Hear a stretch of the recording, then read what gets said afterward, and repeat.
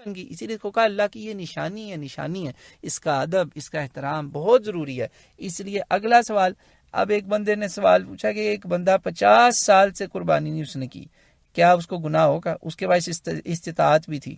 تو بھائی استطاعت رکھتے ہوئے جس نے قربانی نہیں کی اس کے لیے تو وہ حدیث ہی کافی ہے. جو کم از کم حسن تو اس کو مانا نا بڑے بڑے محدثین نے کہ جس کے پاس نہیں استطاعت، جس کے پاس استطاعت تھی پھر بھی اس نے قربانی نہیں کی تو وہ ہماری عیدگاہ نہ آئے. اس بندے کو اللہ سے ڈرنا چاہیے کہ یہ اللہ کی نشانی ہے، اس کو میں اس کی ناقدری کر رہا ہوں.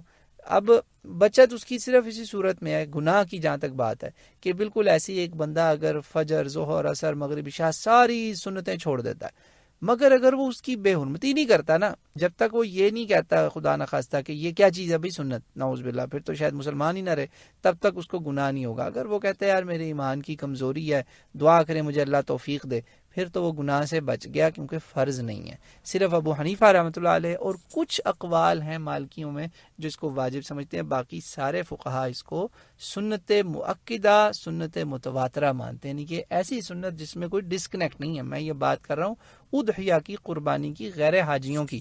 حاجیوں والا علیحدہ سلسلہ ہے، ٹھیک ہے، وہ ہدی کہلاتی ہے، یہ ہے اضحیہ. اچھا جی، اگلا سوال آپ کا تھا جی رسول اللہ صلی اللہ علیہ وسلم کیا اس سال بھی